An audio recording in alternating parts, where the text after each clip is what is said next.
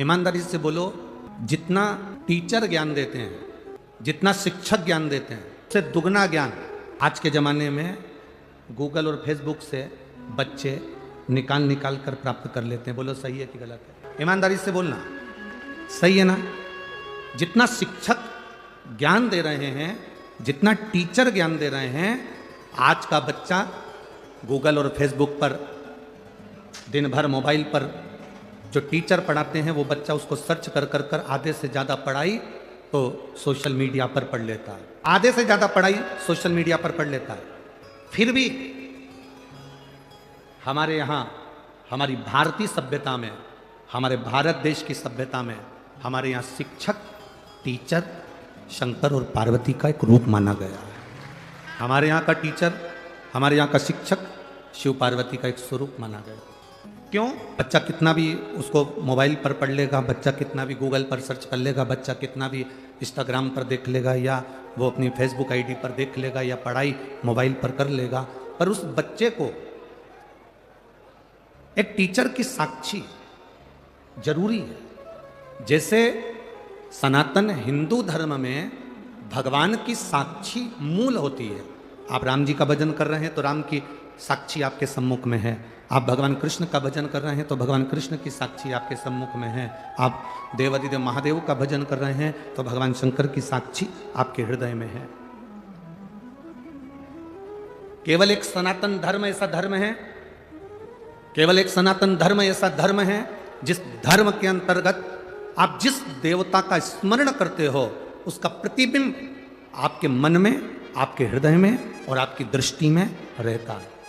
बाकी के किसी धर्म में आप उसका प्रतिबिंब नजर नहीं कर सकते।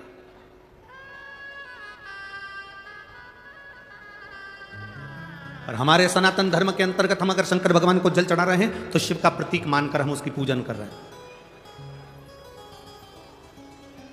हम बाल गोपाल का अगर पूजन कर रहे हैं तो भगवान राम और कृष्ण का प्रतीक मानकर उनकी पूजन कर रहे हैं। हम दुर्गा भवानी का पूजन कर रहे हैं तो जगत जननी धात्री का प्रतीक मानकर पूजन कर रहे हैं।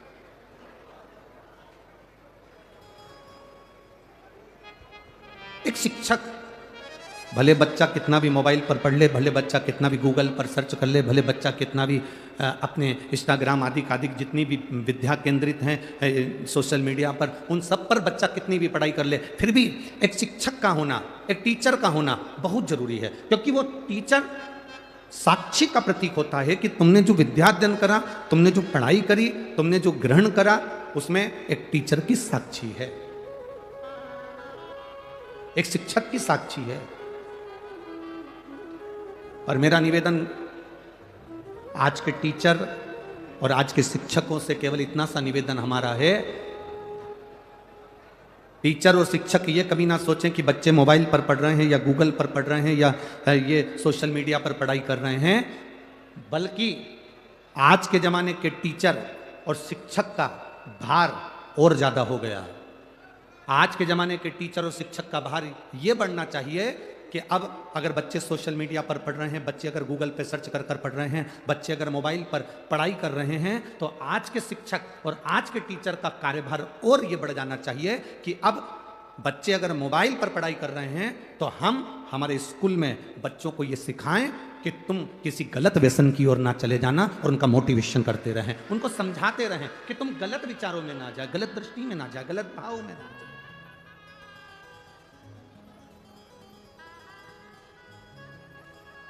आज बच्चों को सबसे बड़ी जरूरत है उनको समझाने की।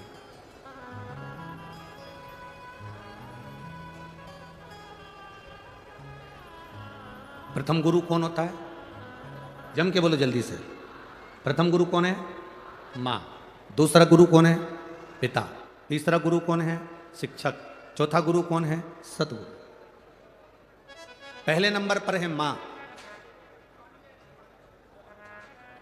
यहां इतनी सारी बुजुर्ग माताएं बैठी हैं, बूढ़ी बूढ़ी माताएं बैठी हैं, वयो माता बैठी हैं, 60 साल से ऊपर वाली भी बैठी हैं तो 50 साल से ऊपर वाली भी बैठी है।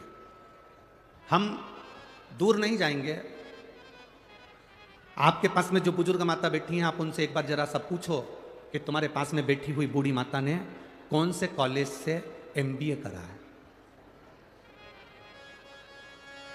जितनी बूढ़ी माताएं बैठी हैं, इनसे पूछो इन्होंने कौन से कॉलेज से पढ़ाई करी।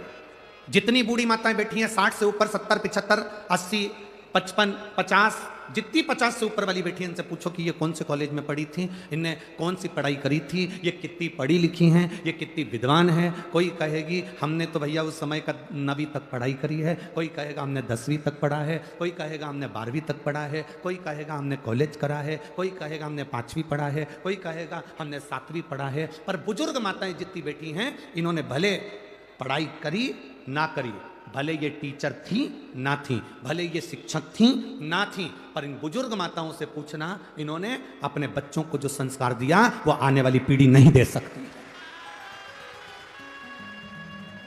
ये बुजुर्ग माताओं ने जो अपने बच्चों को संस्कार दिया है वो आने वाली पीढ़ी नहीं दे सकती है।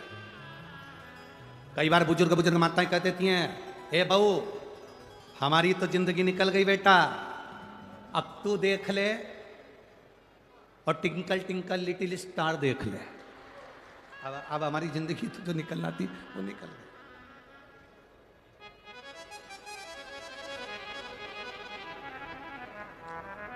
इन बुजुर्ग माताओं ने जो अपने बच्चों को संस्कार दिया, इन बुजुर्ग माताओं ने जो अपने बच्चों को ज्ञान दिया कि बच्चे अपनी माता का आज भी आदर कर रहे हैं। बोलो सही है कि गलत है? बच्चे अपनी बूढ़ी माँ का, घर में दादी का, घर में दादाजी का, घर में बुजुर्ग पिता का आदर कर रहे हैं। जो बूढ़ी माँ ने ना तो पढ़ाई करी, ना कॉलेज गई, ना स्कूल गई, ना कहीं पढ़ने गई, उसके बाद भी अपने बच्चों को उसने संस्कार इतने अच्छे दिए कि आज उसका बुढ़ापा सही निकल रहा है और आने वाली पीढ़ी क्या संस्कार प्राप्त कर रही है और कैसे संस्कार उसको मिल रहे हैं ये आप अच्छे से जानते हैं। आज के समय में जरा सा बच्चा अगर मोबाइल देख रहा हो ना, उस समय पर बच्चे को तुम काम बता दो, उतनी देर में तुम बच्चे का मुंह देख लेना। बोलो री जी जी सही है कि गलत है? इतना सा बच्चा, एक जरा जरा से बच्चों को माताएं हमारे पास में लाती हैं या किसी गुरुजी के पास में जाकर कहती हैं ये बहुत चिड़चिड़ करता गुरुजी, ये ध्यान नहीं देता गुरुजी। छोटे छोटे से बच्चे को देखकर माताएं कहती हैं ये बहुत गुस्सा करता है गुरुजी। इतना सा बच्चा और इतना गुस्सा, इतना सा बच्चा और इतनी चिड़चिड़, कारण क्या है? तुम भी मोबाइल में व्यस्त हो और वो भी मोबाइल में व्यस्त है। ये जितनी बुजुर्ग माताएं बैठी हैं, इन्होंने अपने बच्चों को स्वामी विवेकानंद बनाने का प्रयास करा, रामकृष्ण परमहंस बनाने का प्रयास करा। इन्होंने अपने बच्चों को स्वामी विवेकानंद बनाने का प्रयास करा, रामकृष्ण परमहंस बनाने का प्रयास करा, नामदेव तुकाराम बनाने का प्रयास करा, मीरा कर्माबाई बनाने का प्रयास करा। आज बच्चा जन्म लेता है तो सबसे पहले होड़ लगती है, इसको डॉक्टर बनाना है, इंजीनियर बनाना है, सीए बनाना है, इसको ये बनाना है, इसको वो बनाना है। आप अपने बच्चे को अगर अच्छे से आदमी बनाना चालू कर दो तो वो स्वयं डॉक्टर बन जाएगा और इंजीनियर बन जाएगा। आज का व्यक्ति आदमी ही नहीं बन पा रहा, आज का व्यक्ति मनुष्य से मनुष्य ही नहीं बन पा रहा। एक गांव का व्यक्ति, एक व्यक्ति गांव में से निकल कर जा रहा था, एक दरवाजे पर पहुंचा, भैया बहुत प्यास लगी है, हमको पानी पिला दो। सेठ जी ने कहा भैया कोई हमारा आदमी आने वाला है, वो तुमको पानी पिलाएगा। उसको जाना था, उसने फिर आधे घंटे बाद कहा भैया हमको बहुत प्यास लगी है, हमें पानी पिला दो, हमारा आदमी आता होगा पानी पिलाएगा। उसने फिर कहा भैया मुझे दूसरे गांव जाना है, बहुत प्यास लगी है, पानी पिला दो, हमारा आदमी आएगा वो पानी पिलाएगा। इतने में उस व्यक्ति ने कहा भैया थोड़ी देर के लिए तुम ही आदमी बन जाओ।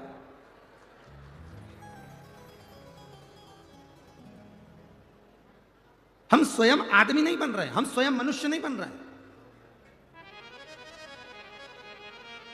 आज के जमाने में व्यक्ति को नेता बनना है, कलेक्टर बनना है, एसपी बनना है, डायरेक्टर बनना है, बहुत कुछ बनना है, पर आदमी नहीं बन पा रहा। पड़ोस में कोई भूखा सो रहा है,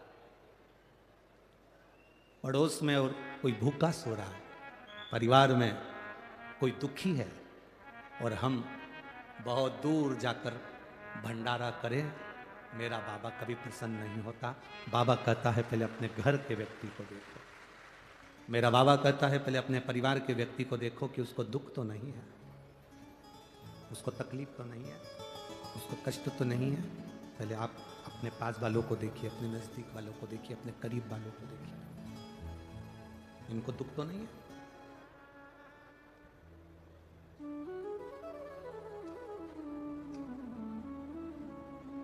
बनो।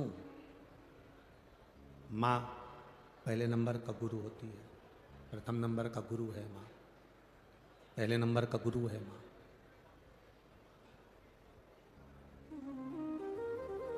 विदेश में रहने वाला एक छोटा सा बालक था जिसका नाम था थॉमस। क्या नाम था? जम के बोलो जरा। थॉमस, छोटा सा बालक। विदेशी स्कूल में विदेश का बालक पढ़ रहा था।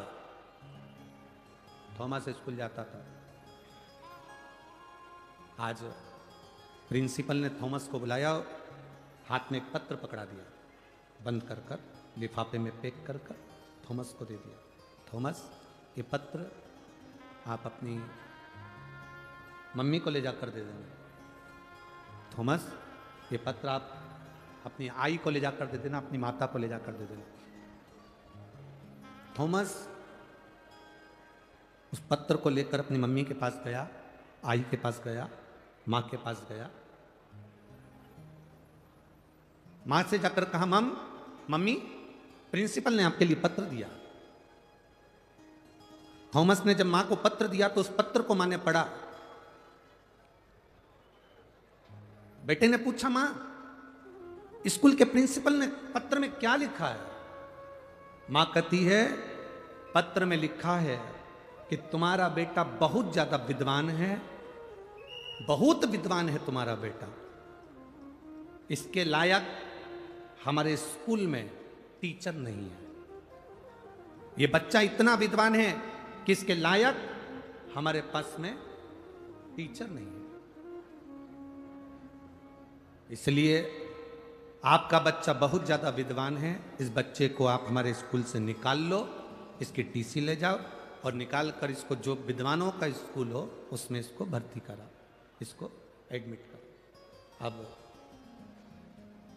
माँ ने लिफाफा बंद करा, पैक करा, लॉकर में रख दिया ड्रॉज में, और माँ अपने बच्चे से कहती है, तेरे लायक वो स्कूल नहीं है क्योंकि तू बहुत विद्वान है, इंटेलिजेंट है, इसलिए अब तू एक काम कर, घर में पढ़। थॉमस घर में पढ़ने लगा। मां पढ़ी लिखी नहीं थी, पर बच्चे के सामने बैठी रहती थी। रसोई घर में रसोई बनाती और भोजन बनाने के बाद अपने बच्चे को टाइम देती।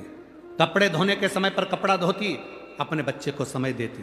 बच्चे से कहती, बेटा पढ़ो, मैं बैठी हूं, तुम जो सुनाओगे मैं सुनूंगी। माँ ने अपने बच्चे को आज तक नहीं बताया कि मैं कौन सी क्लास तक पढ़ी हूं, मुझे नहीं मालूम। थॉमस की माँ ने एक बार भी नहीं कहा कि मैं कौन सी क्लास तक पढ़ी हूं, तुम पढ़ो और मुझे सुनाओ। थॉमस ने घर में पढ़ना प्रारंभ करा, पढ़ते पढ़ते अपनी माँ को सुनाना प्रारंभ करा। माँ समझती थी, नहीं समझती थी, आता था, नहीं आता था, पर माँ सुनती थी। सुनते सुनते सुनते सुनते थॉमस बड़ा हो गया, विद्वान हो गया, और बड़ा हुआ। समय आया और एक दिन थॉमस की माँ शांत हो गई, थॉमस की माँ मर गई, और उस थॉमस ने इतना रिसर्च करा, ऐसा वैज्ञानिक बना, जिसने हमारे घर में जो बल्ब लगता है, जो ट्यूबलाइट लगती है, उसकी खोज उस थॉमस ने कर दी। उस थॉमस ने बल्ब की खोज कर दी, ट्यूबलाइट की खोज कर दी, उस लाइट की खोज थॉमस ने करी। अब एक दिन थॉमस अपने घर में घूम रहा था, उसने ड्रॉज खोला, ड्रॉज में से लेटर निकला कि ये तो मेरे प्रिंसिपल ने मेरी मम्मी को दिया था। इस लेटर को मैंने पढ़ा नहीं था, मम्मी बोल रही थी कि इसमें ऐसा ऐसा लिखा है, तू बड़ा विद्वान है और ये स्कूल और टीचर तेरे लायक नहीं है। थॉमस ने उस लेटर को निकाला, उस लिफाफे को खोला, उस पत्र को पढ़ा, तो थॉमस ने पत्र में क्या पढ़ा कि तुम्हारा बच्चा माइंड से कमजोर है, तुम्हारा बच्चा मूर्ख है, इसको कहीं पागल खाने में जमा करिए, ये बच्चा यहाँ पढ़ने के लायक नहीं है, इसको यहाँ से टीसी निकालो और कहीं ले जाकर इसको पागल खाने में जमा करो। माँ ने उस पत्र को छुपा दिया और पत्र को छुपाने के बाद माँ ने अपने बेटे को उज्जवल बनाने का प्रयास करा, जैसे थॉमस की माँ ने उज्जवल बनाने का प्रयास करा, वो उज्जवलता तुम में आना चाहिए। स्कूल के टीचर कह दें कि तुम्हारा बच्चा नालायक है, स्कूल के टीचर कह दें कि तुम्हारा बच्चा बेकार है, और तुम उसको मान लोगे और तुम अपने बच्चों को वो उपाधि देने लगते हो कि तुम पढ़ नहीं सकते, तुम्हें ये नहीं आता, तुम्हें वो नहीं आता। बल्कि बच्चों को कहना चाहिए तुझ में वो एनर्जी है बेटा, मुझे विश्वास है कि तेरा मैथ बहुत अच्छा है। बच्चा कहता मेरा मैथ अच्छा नहीं है, बच्चा कहता मेरी विज्ञान अच्छी नहीं है, बच्चा कहता मेरी अंग्रेजी ठीक नहीं है, उस बच्चे को तुम्हें कहना मैंने तेरी राइटिंग देखी है तो बहुत अच्छा लिखता है, तो बहुत अच्छा पढ़ता है, मेरा विश्वास कहता है तुम मैथ में सबसे ज़्यादा नंबर ला सकता है, ये मेरा भरोसा कहता है। वो बच्चे का आप बल बढ़ाओगे, परंतु आप टीचर कह देते हैं कि ये बच्चा इसमें कमजोर है, ये बच्चा ऐसा है, और आप उस बच्चे को वही कहना चालू कर देते हैं तुझमें तो अकल ही नहीं है, तू तो नालायक है, तू तो पढ़ता ही नहीं है, ध्यान देता ही नहीं है, तू तो विद्वान है ही नहीं। सुबह से शाम तक हर घर की माँ अपने बच्चे के पीछे एसी पड़ी रहती है, एसी पड़ी रहती है। पहले की माताएं अपने बच्चों के पीछे ऐसे नहीं पड़ती थी, बैठती थी, काम करती जाती थी, बच्चा लिखता जाता था, काम करती जाती थी, बच्चा पढ़ता जाता था। और पहले भी कलेक्टर होते थे, पहले भी एसपी होते थे, पहले भी डीएसपी होते थे, और आज भी कलेक्टर हैं और आज भी एसपी और डीएसपी।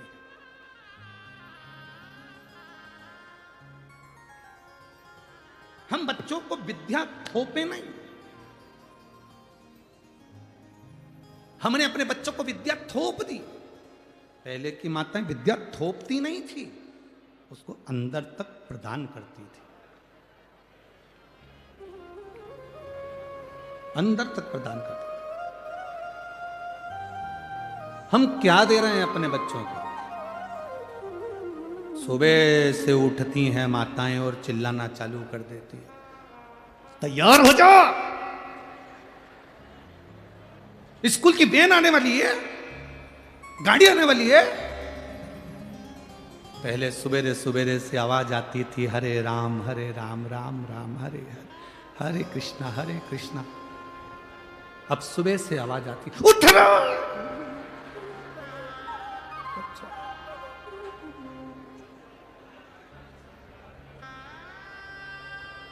बच्चा उठे कि नहीं उठे, उसका बाप जरूर उठ जाता है। जब इतनी तेज तेज चंद्र घंटा बजाएगी तो फिर तो उठना ही पड़ेगा। पिता जरूर उठ जाता और पिता उठा। पिताजी ने चिल्ला कर कहा, क्यों चिल्ला रही है सुबह सुबह से? स्कूल की वैन आने वाली है, अभी तक उठा नहीं है, उठाओ इसको। पहुंच गई रसोई घर में, बाप अपने छोरा छोरी को उठा रहा, उठ जा बेटा, मम्मी आती होगी, उठ जा। पहले के जमाने में डराते थे बहू आता होगा, आज के जमाने में डराना हो सास को तो कह दो बहू आती होगी, वैसे डर जा बेचारा। अब उठ जा, पिताजी कह रहे मम्मी आएगी, उठ जा। बच्चा उठा, आया, धोया, स्कूल जाने की तैयारी। किचन में, रसोई घर में घर की माँ काम कर रही है, 25 बार बर्तन को सवेरे सवेरे गिरा दिया। सास उठ गई, सास ने कहा बेटा क्या हो गया? बस इसको स्कूल भेजना, अभी तक नहाया नहीं है। इतने में माँ ने कह दिया मैं टिफिन बना देती हूँ बेटी, तू एक काम कर, उसको तैयार कर दे, क्योंकि ये तो चाहती यही थी कि डोकरी उठे, चाहती उठी, बनाया टिफिन। बच्चा जब वैन में बैठता है, गाड़ी में बैठता है, हाथ हिला के बैठता है और हाथ जोड़ के बैठता है, पीछा छूटा दोपहर के 2 बजे।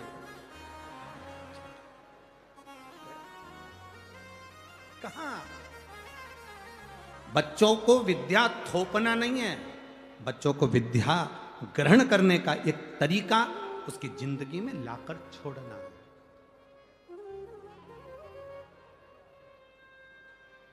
स्कूल कॉलेज में जो तुमने सीखा, मरते दम तक तुम्हारे काम आया कि नहीं आया?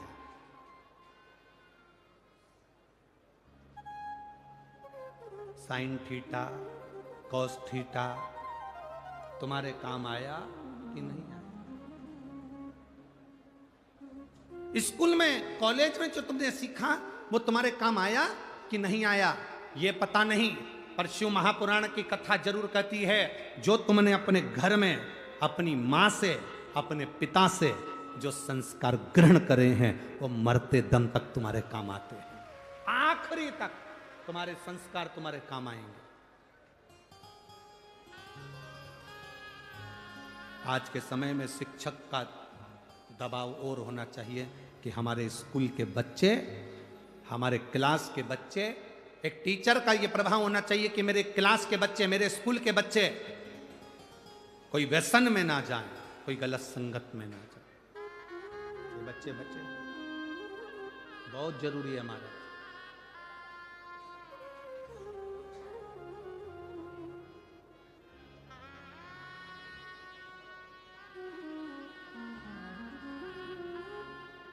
बहुत बुरी स्थिति चल रही है जहां पर नवयुवक बच्चे व्यसन की ओर जा रहे हैं। बहुत विचित्र स्थिति, उसमें हमें बचना है। और मत बुरे कर्म कर बंदे वरना पछताएगा, भगवान की आंखों से तू बच नहीं पाएगा, तू बच नहीं पाएगा। अरे ओ अज्ञानी मत कर नादानी, अरे ओ अज्ञानी मत कर नादानी। तेरे कर्म का फल भी तू ही पाएगा, जैसा किया तूने तेरे आगे आएगा। मत बुरे कर्म कर बंदे वरना पछताएगा, भगवान की आंखों से तू बच नहीं पाएगा, तू बच नहीं पाएगा।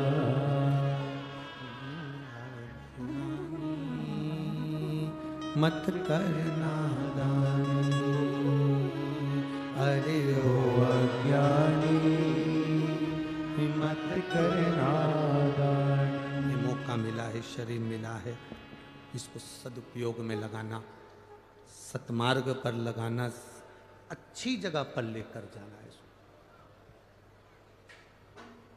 पार्वती जी ने लक्ष्मी जी से कहा, लक्ष्मी पति ने अगर श्राप दे दिया कोई बात नहीं, पति ने आड़ा टेढ़ा कह दिया कोई बात नहीं, कोई चिंता का विषय नहीं। सास अपशब्द कह दे, दिल में लेकर कभी मत जाओ। ए मेरी जीजियों, जितने इस आस्था चैनल के माध्यम से कथा सुन रहे हैं, जितने फेसबुक के माध्यम से कथा सुन रहे हैं, यूट्यूब पर सुन रहे हैं, और इस पंडाल में आज कम से कम इस पूरे प्रांगण में 8 से 9 लाख लोग भक्त भरे पड़े हैं। जितने पंडाल के आसपास में हैं उससे ज़्यादा लोग पेड़ों की छांव में, हम कहेंगे लगभग यहाँ से आधा किलोमीटर दूर भी, हम तो चैनल वालों से कहेंगे कि अगर आपको दिखता हो तो यहाँ से वो दूर तक के पेड़ पौधे देख लो। जिन जिन पेड़ पौधों को आप कवर कर सकते हो, उन पेड़ पौधों के नीचे, पहाड़ के ऊपर, टेकरी पर, गाड़ियों पर, जहाँ आप कवर करें वहाँ तक कवर कर सकते हैं। और इनको देखें कि इनकी भक्ति की लगन कितनी प्रबल है, जो शंकर को प्राप्त करने के लिए अपना घर छोड़कर यहाँ पर, इनकी भक्ति की लगन। जितने सभा में बैठे हैं, जितने इस पंडाल के सम्मुख में बैठे हैं, जितने इस शिव महापुराण की साक्षी में बैठे हैं, और जितने आस्था चैनल और फेसबुक यूट्यूब पर कथा सुन रहे हैं, इन सब बहनों से निवेदन और सब भाइयों से निवेदन, किसी के शब्द को अच्छे शब्द हो उसको जिंदगी में उतार लो। कुछ अच्छा मिल रहा है उसको उतार, कुछ अच्छा प्राप्त हो रहा है उसको ले लो। एक उत्तर दोगे क्या धूलिया वालों? बोलो तो जम के।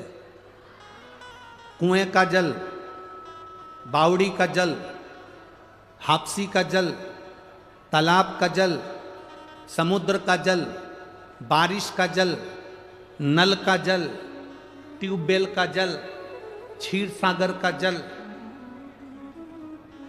खड्डे का जल,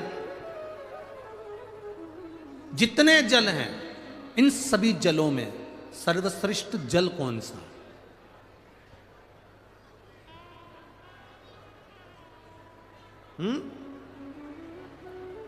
तालाब का जल, बावड़ी का जल, हापसी का जल, ट्यूबवेल का जल, कुएं का जल, बारिश का जल, खड्डे का जल, समुद्र का जल, सागर का जल, कूप का जल, कुएं का जल, इन सभी जलों में श्रेष्ठ जल कौन सा है? अगर आप अंदाजा लगाएंगे तो आपके स्मरण में आएगा, इसमें सर्वश्रेष्ठ जल अगर कोई सा होता है तो वो समुद्र का जल होता है। कारण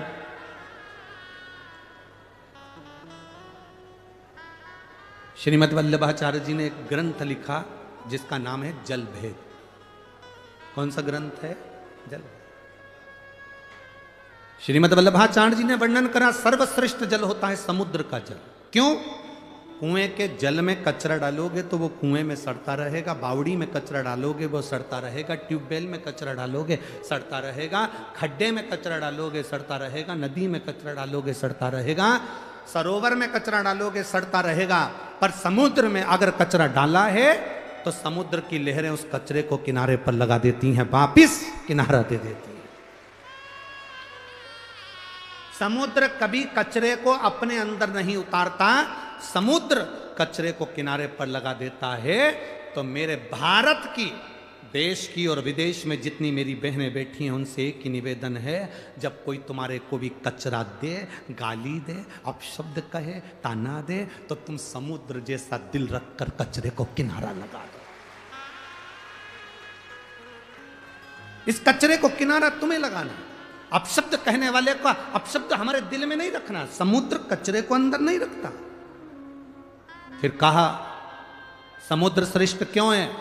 तो कहा समुद्र इसलिए श्रेष्ठ है, समुद्र में सोना डालो, चांदी डालो, हीरा डालो, पन्ना डालो, समुद्र कभी किनारे नहीं लगाता, समुद्र अपने अंदर उतार लेता है। जब शिव महापुराण रूपी हीरा मिले, कोई अच्छी ज्ञान की बात कहे तो उसको अपने अंदर उतार कर रख लो। फिर कहा समुद्र का जल श्रेष्ठ क्यों है? तो कहा समुद्र का जल श्रेष्ठ इसलिए है क्योंकि समुद्र जब चंद्र बढ़ता है तो समुद्र उछलता है। बोलो री जीजियों सही है कि गलत है? चंद्र बढ़ता है समुद्र उछलता है, चंद्र घटता है समुद्र बैठ जाता है। समुद्र से हमें अपने को समुद्र जैसा बनाना है। जब किसी को बढ़ता हुआ देखो तो इतने खुश हो जाओ कि भगवान इसको और ऊपर पहुंचाना और उन्नति देना। और चंद्र घटता है तो समुद्र घटता है। जब किसी को दुखी देखो, किसी को घटता हुआ देखो तो तुम्हारा दिल भी घटना चाहिए, तुम्हें भी नम्रता आना चाहिए। समुद्र क्यों अच्छा है? तो समुद्र इसलिए अच्छा है क्योंकि समुद्र खारा होता है, सच बोलने वाला हमेशा बुरा होता है। देश विदेश में बैठी हुई मेरी माताओं को, मेरी बहनों को, मेरी जीजियों को, मेरे जीजाओं को, मेरे बच्चों को, मेरी बेटियों को मैं निवेदन करूंगा इस व्यासपीठ से, महालक्ष्मी शिव महापुराण की कथा धूलिया नगर से चल रही है। आज सबसे ज्यादा केस अदालत में, सबसे ज्यादा अगर केस हैं तो प्रॉपर्टी के केस नहीं हैं। आज अदालत में सबसे ज्यादा केस अगर कोई चीज के नहीं, अगर किसी के मर्डर के केस नहीं है, किसी प्रॉपर्टी के केस नहीं है, जमीन जायदाद के केस नहीं है, भाई भाई के केस नहीं है। आज पूरे भारत की अदालत में सबसे ज्यादा केस हैं तो तलाक के केस हैं। भारत की सबसे ज्यादा अदालतों में अगर केस चल रहे हैं तो तलाक के चल रहे हैं। समझौता नहीं बैठ पा रहा, एक दूसरे का सामंजस्य नहीं बैठ पा रहा। जरा सी बात में विवाद हुआ, माँ ने कह दिया जा मेरे घर पर, कमी है क्या, अपने यहाँ कोई कमी है क्या, छोड़िए तेरा ससुराल। और बेटी घर पर जाकर बैठ गई। इधर पति रुष्ट होकर बैठा, बेटी रुष्ट होकर बैठी। माँ ने कह दिया दूसरी शादी करा देंगे। अगर बेटी के भाग्य में अच्छा लिखा होता तो पहले ही भेरू अच्छा मिल जाता, अब तो 4 करा ले तो भी वैसा ही मिलने वाला है। इसलिए जैसा मिला है उसको निभाने का प्रयास करो, उसको समझाने का प्रयास करो, उसको संजोने का प्रयास करो, उसको सामंजस्य बिठाने का प्रयास करो। लड़के से कहो तेरी धर्म पत्नी अच्छी है, उसको लेकर आ, जा प्रार्थना कर, ससुर के पास जा, सास के पास जा। जाकर कहा जब शंकर भगवान अपनी सती के लिए दक्ष प्रजापति के यहाँ जा सकते हैं, जिस दक्ष प्रजापति ने शंकर भगवान को अपशब्द कहा था, श्राप दिया था कि तू शमशान में निवास करेगा, इसके बाद भी मेरे भोले बाबा दक्ष प्रजापति के दरवाजे पर जाकर अपने ससुर से बात करते हैं अपनी धर्म पत्नी के लिए। तो तुम अपनी बेटे से क्यों नहीं कहते कुछ नहीं, जाओ लेकर आओ उसको, हो गई ना बात, खत्म करो, लेकर आओ। बेटी को समझाओ कोई बात नहीं, जाओ। अगर मान ले तो दूसरी शादी करेगी और वो भी ऐसे ही निकल गया तो मम्मी मैं शादी नहीं करूंगी, मेरे को शादी नहीं करना, तो जिंदगी कैसे निकलेगी बेटा, मैं तो अकेली रह लूंगी। ये संसार, दुनिया के लोग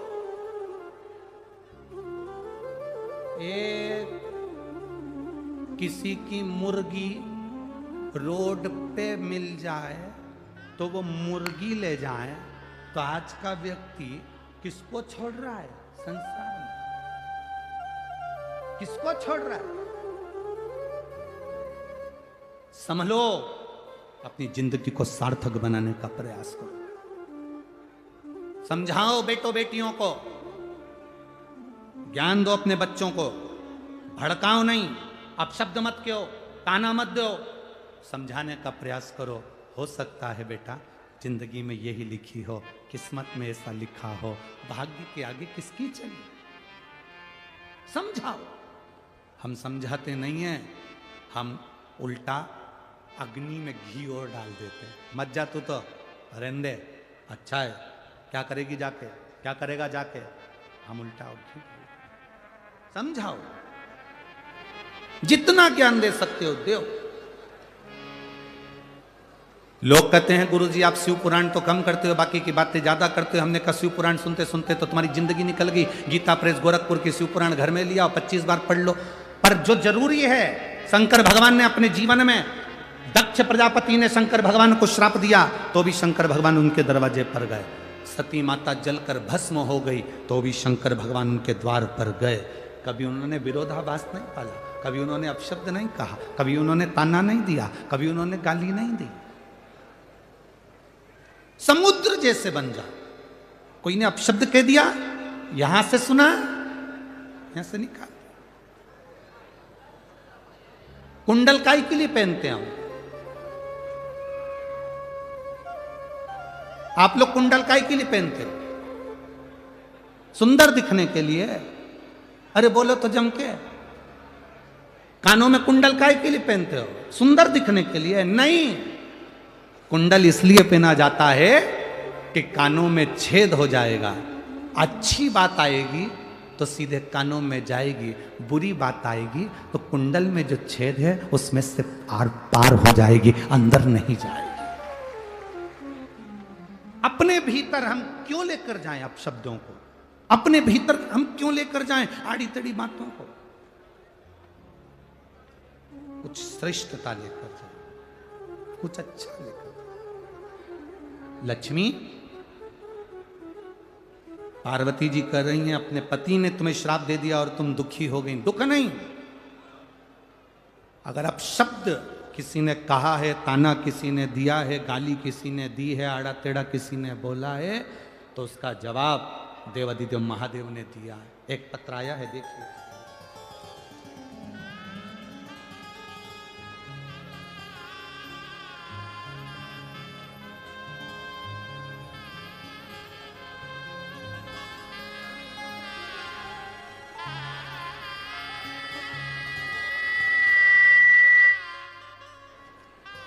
मेरा नाम राहुल गिरासे है, राजपूत।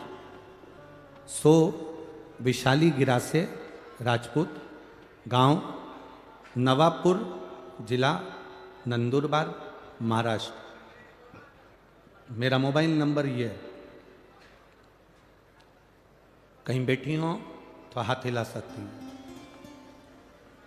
अगर कहीं बैठी हो तो हाथ हिला सकती हैं। श्री राहुल गिरा से, सो विशाली गिरा से, नवापुर जिला नंदुरबार महाराष्ट्र। मोबाइल नंबर ये है, कहीं बैठी हैं? अच्छा ठीक है, हाथ हिला दो एक बार। हाँ ठीक ठीक है, दिख है। गुरुजी, मेरी बेटी धृति की उम्र 5 महीने है। 2 महीने पहले 25 जुलाई को मेरी बेटी धृति के ब्रेन में इन्फेक्शन हो गया। कई लोगों ने उसको ब्रेन हेमरेज कहा। अब बेटी 5 महीने की है, 2 महीने की बेटी का ब्रेन खराब हो जाना, ब्रेन हेमरेज हो जाना या ब्रेन में पस पड़ जाना, नसें काम नहीं करना, पूरा मेरी बेटी ने काम करना बंद कर दिया, उसका दिमाग काम नहीं करता था। तो मेरी बेटी जब 2 महीने की, उसको ले जाकर हॉस्पिटल में भर्ती करा। डॉक्टरों ने उसका ब्रेन खराब बता दिया, उसका ब्रेन में ट्यूमर टाइप का बता दिया। उसको एडमिट करा, उसका ब्रेन काम करना बंद कर दिया, तो उसको वेंटिलेटर पर डाल दिया। वेंटिलेटर पर डाला, मेरी बेटी को डॉक्टर ने कह दिया हम वेंटिलेटर पर से इस लड़की को हटाएंगे और 2 या 3 घंटे बाद तुम्हारी बेटी मर जाएगी, इसकी श्वास नहीं चलेगी क्योंकि इसका ब्रेन ट्यूमर फट चुका है। अब 2 महीने की बच्ची का ब्रेन बेकार हो जाना, क्या स्थिति होगी? गुरुदेव,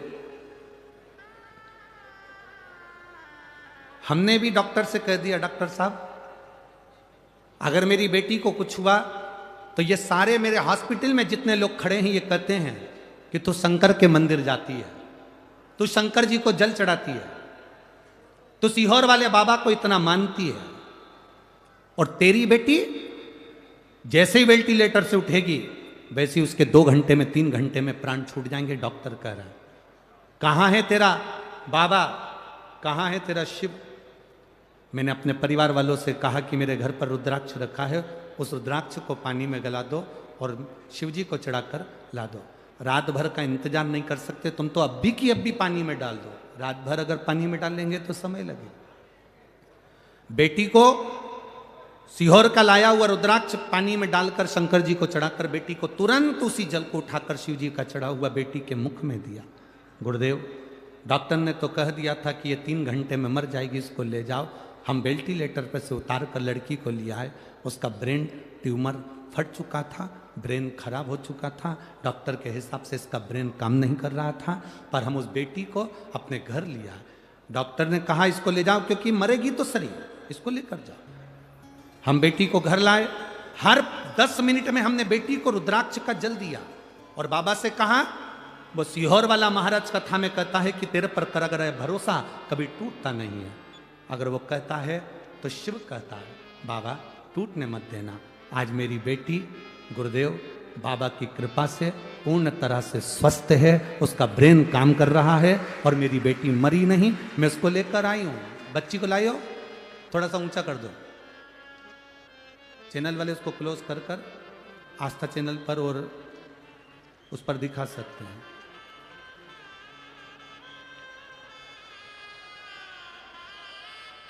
आप लोग एलईडी पर और आस्था चैनल पर उस बच्ची को देख सकते हैं।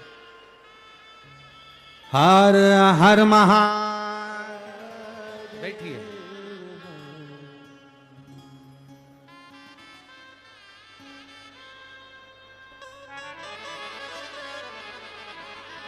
हमारे बीच में महाराष्ट्र शासन के कैबिनेट मंत्री, धुलिया के पालक मंत्री माननीय श्री गिरीश भाऊ महाजन जी यहाँ पधारे हुए हैं। एक बार जोरदार ताली बजाकर उनका स्वागत, वंदन, अभिनंदन। बहुत बहुत साधुवाद है जो भगवान देव अधिदेव महादेव की पवित्र कथा का लाभ आप ले रहे हैं, उसके लिए साधुवाद। जितना बन सकता है परमार्थ का कार्य करो। और फिर कहा लक्ष्मी दुख मिटाने का इस संसार सागर में सबसे सुंदर तरीका जो मैं आपको बता रही हूं, अगर लक्ष्मी भूलवश भी अगर आपने वो कर लिया तो ये विश्वास रखिए कि देवाधिदेव महादेव का दर्शन भी होगा और आपके मन में जो कामना है वो पूरी भी होगी, अगर आपने इसको स्मरण कर लिया।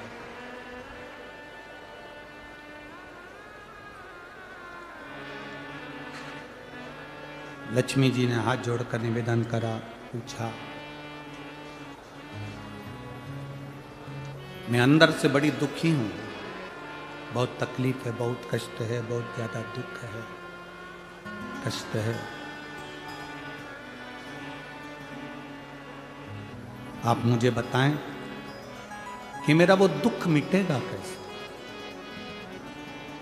मेरा वो कष्ट कटेगा कैसे।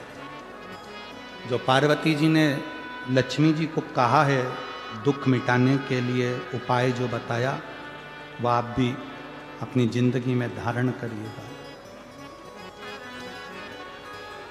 सुनो लक्ष्मी,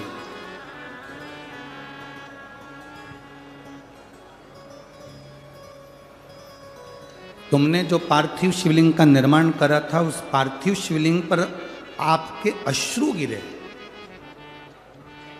वो अश्रु मेरे पास आए, उस अश्रु के बल पर मेरा दर्शन हुआ। अब लक्ष्मी, इस संसार सागर में भूमंडल पर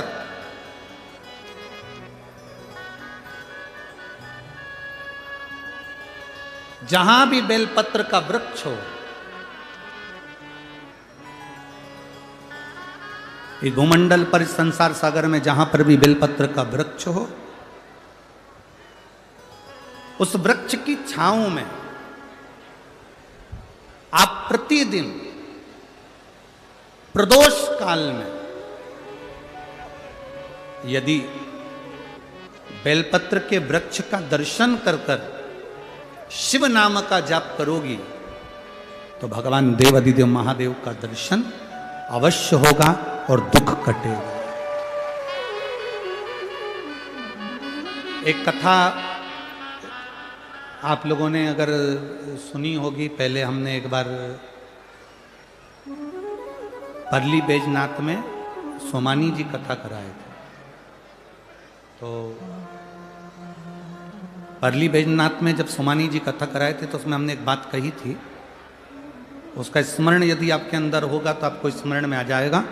परली बैजनाथ की कथा में कहा था कि प्रदोष काल के समय पर, शाम के समय पर बेलपत्री के वृक्ष के नीचे जो जाकर बैठ जाता है या बेलपत्री के वृक्ष की जो जड़ है उसका मात्र स्पर्श कर लेता है, बेलपत्री के वृक्ष की जड़ की मिट्टी का भी अगर मस्तक पर तिलक धारण कर लेता है या उसको नमन कर लेता है, प्रदोष काल में, प्रदोष के समय पर, शाम के समय पर प्रतिदिन अगर वो शिव की भक्ति का स्मरण कर लेता है, प्रतिदिन नहीं कर सकते तो प्रदोष की प्रदोष करो, प्रदोष की प्रदोष नहीं कर सकते सोमवार की सोमवार करो, ये भी नहीं कर सकते हर महीने की शिवरात्रि आती है उस शिवरात्रि पर करो, ये भी नहीं कर सकते तो प्रयास करो कि अपन प्रतिदिन शाम के समय बेलपत्री के वृक्ष के नीचे से अगर कोई निकल कर जा रहा हो उसका मात्र दर्शन हो जाए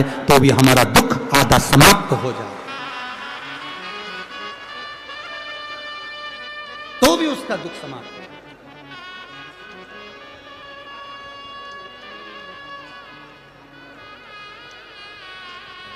शंभु शरणे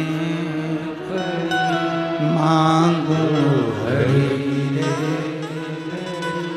दूर काटो दया करी दर्शन आपो।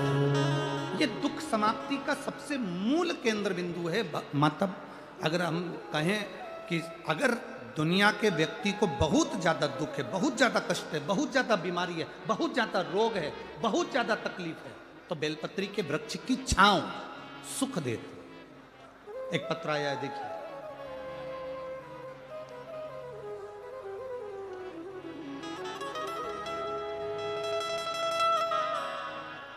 सुनंदाबाई रमेश जी पाटिल,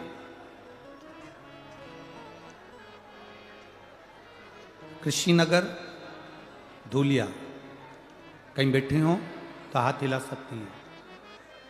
अगर कहीं बैठी हो तो हाथ हिला सकती हैं। शांति बनाओ सब लोग कृपया।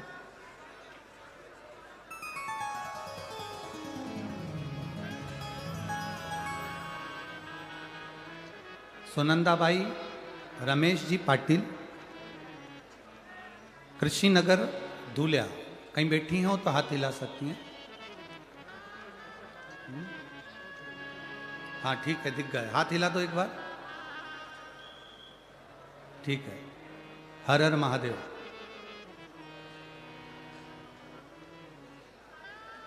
सुनंदा जी आप ही खुद हैं? स्वयं आई हैं? हाथ हिलाओ।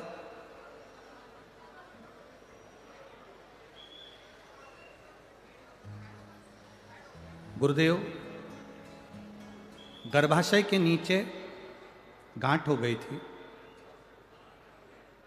जब मेरे दोनों बच्चे मुझे खानदेश कैंसर सेंटर धूले यहाँ ले गए और वहाँ जांच के बाद पता चला कि मुझे गर्भाशय के नीचे जो गांठ हुई है, उस गांठ को उसमें से थोड़ा सा पस निकाल कर उसको भेजा गया जांच के लिए, जिसके अंतर्गत मुझे कैंसर बताया गया।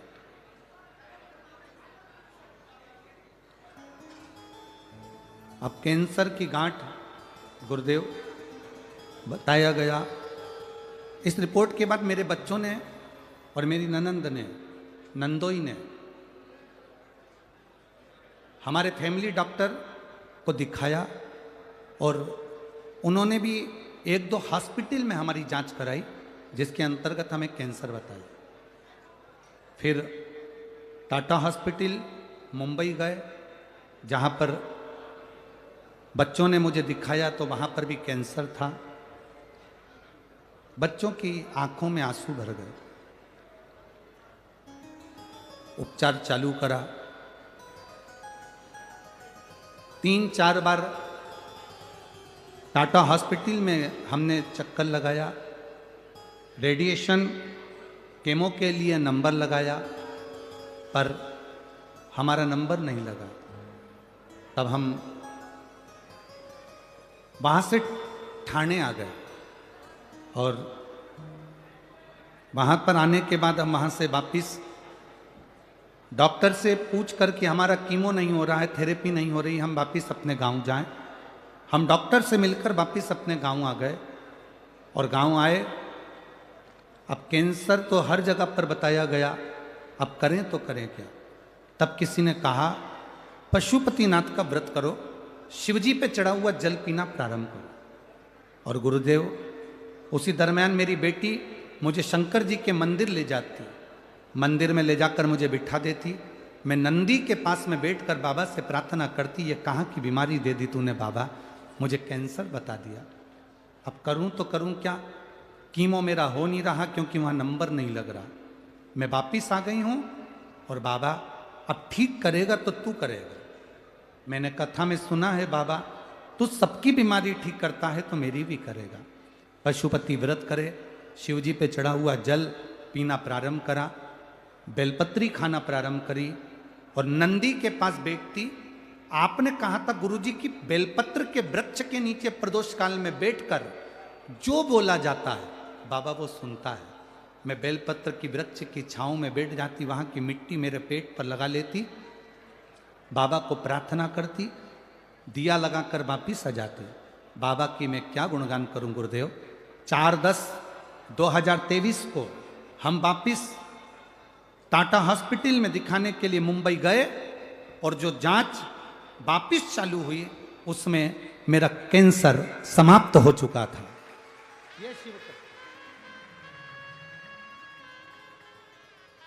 सुनंदाबाई रमेश पाटिल, कृषिनगर धूलिया, मेरा मोबाइल नंबर ही है। बैठिए बहन। हर हर महा शिव तत्व इसको कहते हैं। आपका जो विश्वास है, आपका जो भरोसा है, आपकी जो दृढ़ता है, वो सुख है।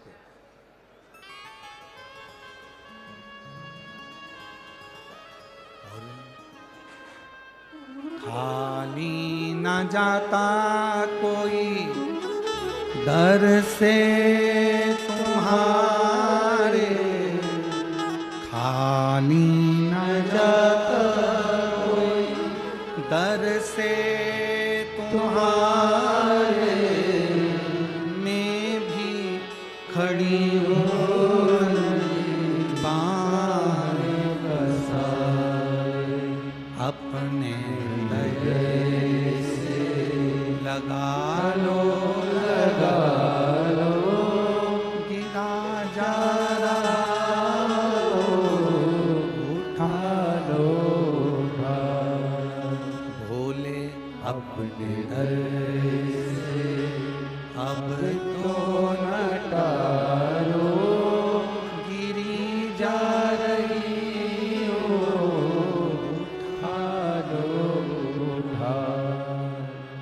जो दिल से पार्वती जी लक्ष्मी जी से कह रही हैं, महालक्ष्मी शिव महापुराण की कथा कहती है कि लक्ष्मी, अगर बेलपत्र के वृक्ष के नीचे से कोई निकल कर आ रहा है और उसकी शरीर की रज का भी स्पर्श हो जाए तो तुझे शिव का दर्शन हो। मेरी जीजियों, मेरे जीजाओं, मेरी बेटियों, मेरे भाई, तुम कंपटीशन एग्जाम में बैठ रहे हो, पढ़ाई कर रहे हो, तैयारी कर रहे हो, गवर्नमेंट जॉब की तैयारी कर रहे हो। ये जितने पत्र यहाँ पर रखे हैं, जितने पत्र यहाँ पर हैं, इस चौकी के नीचे भी जितने पत्र रखे हैं, यहाँ पर भी जितने पत्र रखे हैं, आप उन पत्रों में से सारे पत्र निकाल कर देखना। जिन जिन बेटों ने, जिन जिन बेटियों ने गवर्नमेंट जॉब की तैयारी करी और शंकर भगवान पर भरोसा कर कर और अपना कर्म पूरा कर कर एग्जाम दिया, उनकी नौकरी लगी। कम से कम इसमें से 70% पत्र ऐसे हैं जिसमें नौकरियां लगी, जहां बच्चों को सुख का अनुभव हो।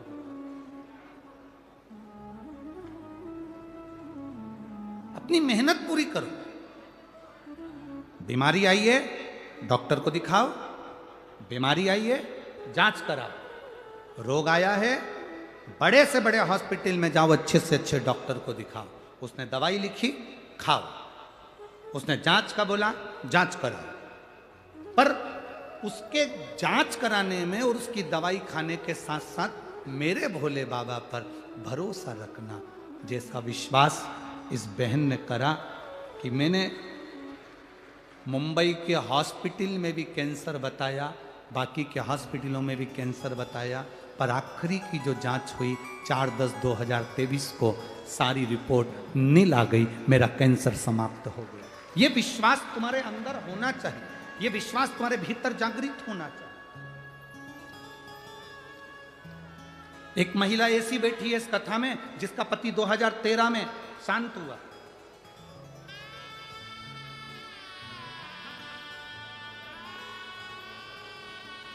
जिसका पति 2013 में शांत हुआ।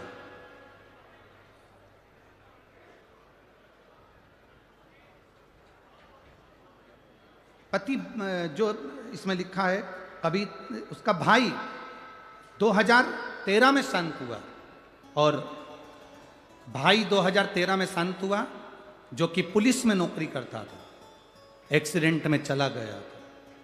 उस 2013 में गए हुए भाई के जाने के बाद उसके घर के किसी व्यक्ति को नौकरी नहीं मिली। 2013 में शांत हुआ, पत्नी को भी नौकरी नहीं मिली, परिवार के किसी व्यक्ति को नौकरी नहीं मिली।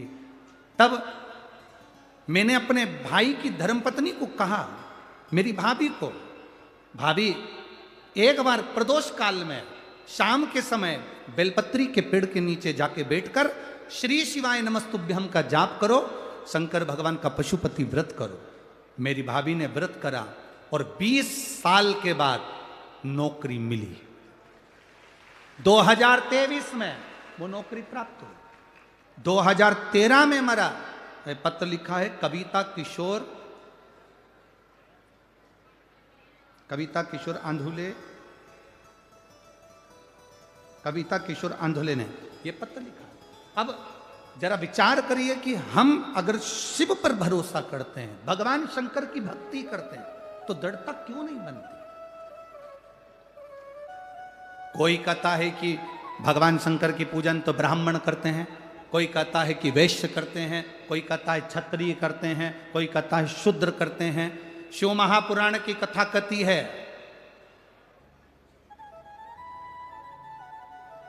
जिसको सब ठुकरा देते हैं उसका एक है, वो देव अधिदेव महादेव। राम जी के मंदिर के पट बंद हो जाते हैं एक समय में। तुम्हारे यहां बंद होते कि नहीं होते वो मालूम नहीं, बोलो होते कि नहीं होते?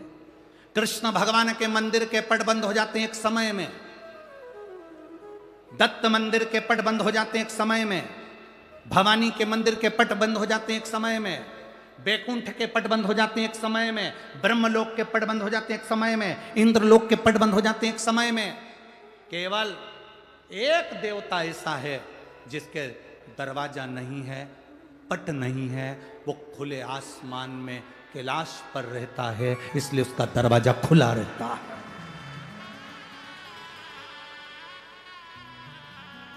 लोग कहते हैं ब्राह्मण अलग, कोई कहता है ब्राह्मण हम उच्च हैं, कोई कहे वैश्य उच्च है, कोई कहे क्षत्रिय उच्च है, कोई कहे शूद्र उच्च है।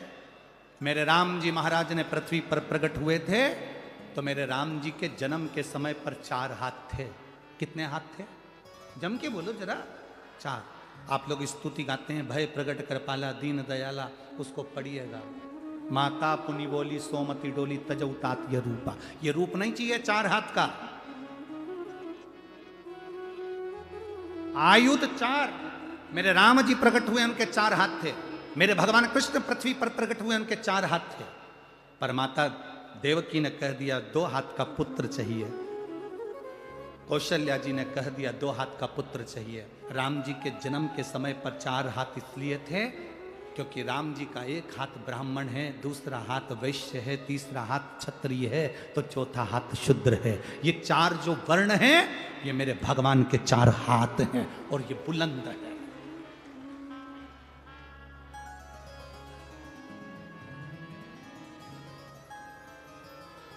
जो दुनिया में जितनी जातियां हैं, दुनिया में जितनी समाजें हैं, चाहे वो ब्राह्मण हो, चाहे क्षत्रिय हो, चाहे वैश्य हो, चाहे शूद्र हो, इन सब का अगर कोई देवता है तो केवल एक देव अधिदेव महादेव है। अब दुनिया के लोग भटका रहे हैं, अब दुनिया के लोग भ्रम उत्पन्न कर रहे हैं। उन्होंने कह दिया भगवान को मत भजो, अगरबत्ती मत लगाओ, दिया मत लगाओ, मंदिर मत जाओ, तिलक मत लगाओ, चोटी मत रखो, गले में रुद्राक्ष मत पहनो, तुलसी की माला मत पहनो। मेरी जीजियों और मेरे जितने भाई बैठे हैं, आप सबसे निवेदन है, अपने गांव में, नगर में शंकर का एक ओटला हो, मंदिर हो, शंकर का शिवलिंग हो, पूरा गांव के लोगों से कहो तुम कितने भी बढ़ जाना पर अपने बाप को मत भूल जाना, शंकर को जल जरूर चढ़ाना। अपने पिता को मत भूलो जो तुम्हारा पिता है, अपने बाप को मत भूलो जो तुम्हारा पिता है, वो शिव देव अधिदेव महादेव है।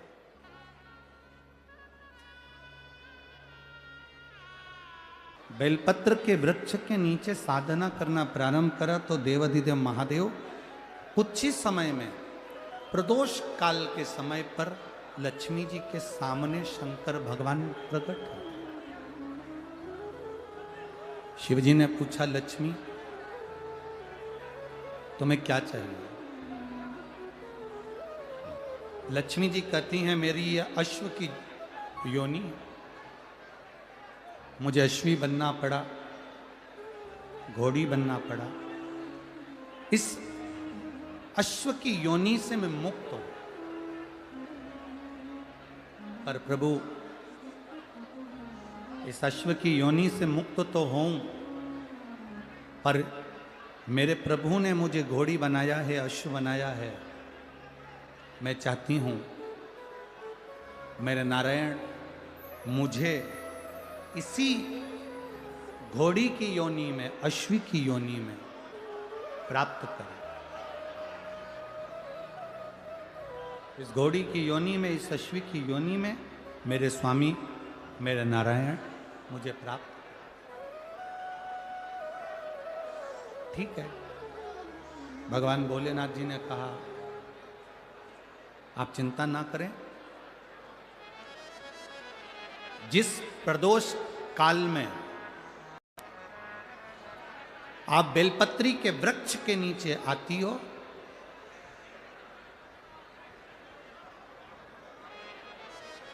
दुनिया का कितना भी दरिद्र व्यक्ति हो, चाहे दुनिया का कोई व्यक्ति ऐसा हो जिसका कभी व्यापार चलता ही नहीं हो, उसने 50 बार बदल के देख लिया, फैक्ट्री चली नहीं रही, जिस काम को करने के लिए जाते हैं वो काम टल जाता है, आज की जगह कल, कल की जगह परसों, परसों की जगह नरसों, काम होता ही नहीं। बेटा बेटी का संबंध करने जा रहे हैं पर हो ही नहीं रहा।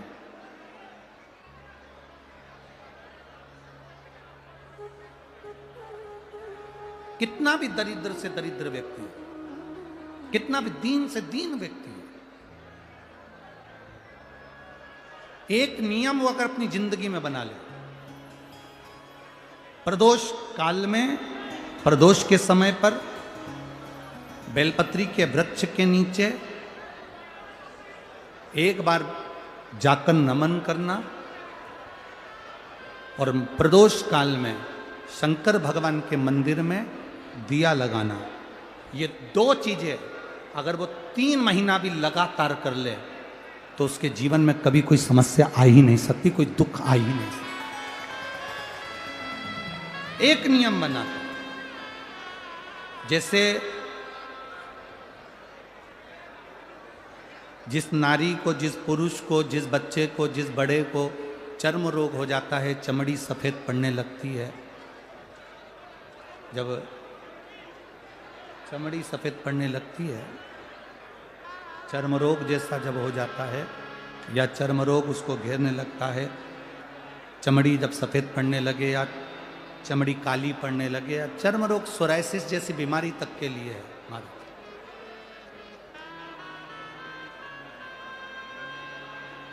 बेलपत्री के वृक्ष के नीचे की मिट्टी,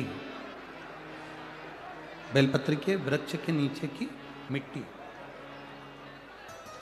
उसको जिस पात्र के अंदर शिवलिंग बनाने के लिए हम गलाएं, जिस पात्र के अंदर हम शिवलिंग बनाने के लिए उसको गलाएं और शिवलिंग का निर्माण कर कर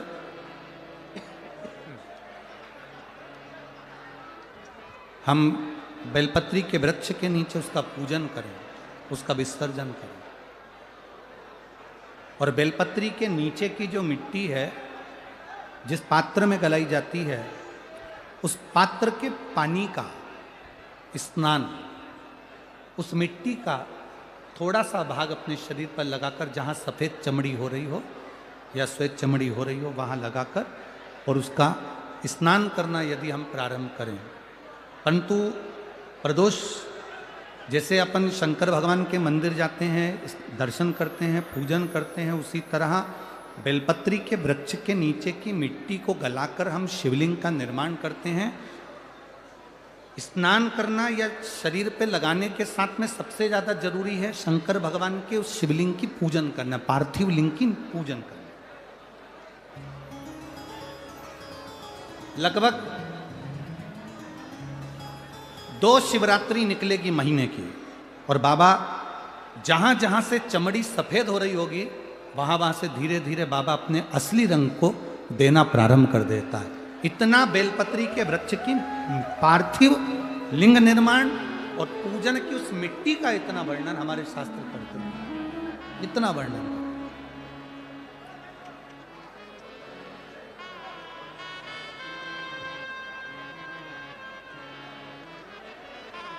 शिव कथा कह रहे, शिव महापुराण की कथा वर्णन कर रहे हैं। स्वयं भगवान देवादिदेव महादेव ने नारायण से जाकर प्रार्थना करी। स्वयं भगवान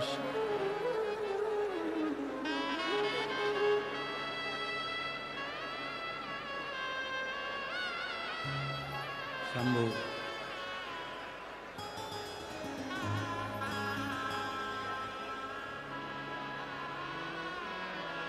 स्वयं भगवान शंकर ने नारायण से जाकर प्रार्थना करी कि माता लक्ष्मी आपके लिए तप साधना कर रही हैं, आप उनको जाकर दर्शन दीजिए। भगवान नारायण शिव जी के कहने पर जाने लगे। भगवान शंकर के कहने पर भगवान नारायण जाने लगे, पर भगवान शिव जी ने भगवान नारायण को रोका। और भगवान शिव जी ने नारायण को रोककर कहा, प्रभु रुको, मेरा निवेदन केवल इतना सा है, जैसे माता लक्ष्मी घोड़ी बनकर अश्वी बनकर पृथ्वी पर गई हैं, आप अश्व बनकर पृथ्वी पर जाकर लक्ष्मी को लेकर आए। भगवान स्वयं नारायण अश्व बनकर पृथ्वी पर जाते हैं और लक्ष्मी जी को लेकर आते हैं। शिव महापुराण की कथा कहती है, भगवान शंकर का संवाद कहता है, स्वयं नारायण और स्वयं माता लक्ष्मी बेलपत्री के वृक्ष के नीचे विराजमान शिवलिंग का पूजन करते हैं और बेलपत्र की परिक्रमा करते हैं। जैसे ही उन्होंने बेलपत्र की परिक्रमा करी, शंकर भगवान वहाँ सम्मुख में जब आते हैं तो नारायण और लक्ष्मी जी भी अश्व की योनि से छूट जाती हैं और नारायण भी अश्व योनि को त्याग कर नारायण लक्ष्मी बनकर वैकुंठ का निवास करने लगते हैं। स्वयं नारायण। आगे सुंदर शिव महापुराण में वर्णन आया है, भगवान शंकर के तेज पुंज से षडानंद कार्तिकेय जी का प्रागट्य हुआ, जिनको माता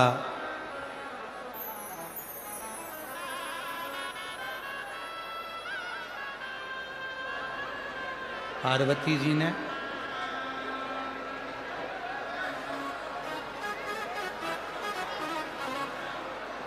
शिव कृपा करे।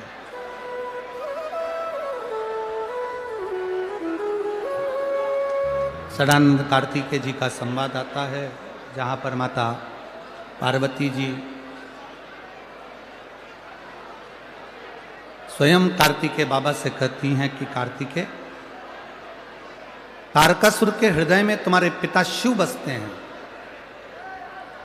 इसलिए आप तारकासुर का जब संहार करने के लिए जाओ तो हृदय में बाण ना छोड़िए। हृदय में कोई बाण ना छोड़ा जाए। तब स्वयं कार्तिकेय जी ने तारकासुर का संहार करा, पर हृदय में बाण नहीं छोड़ा। आगे समय के अनुकूल शिव महापुराण की कथा कहती है, माता पार्वती जी ने भगवान शिव जी से भगवान गणेश और कार्तिकेय के मंगल विवाह का प्रसंग का वर्णन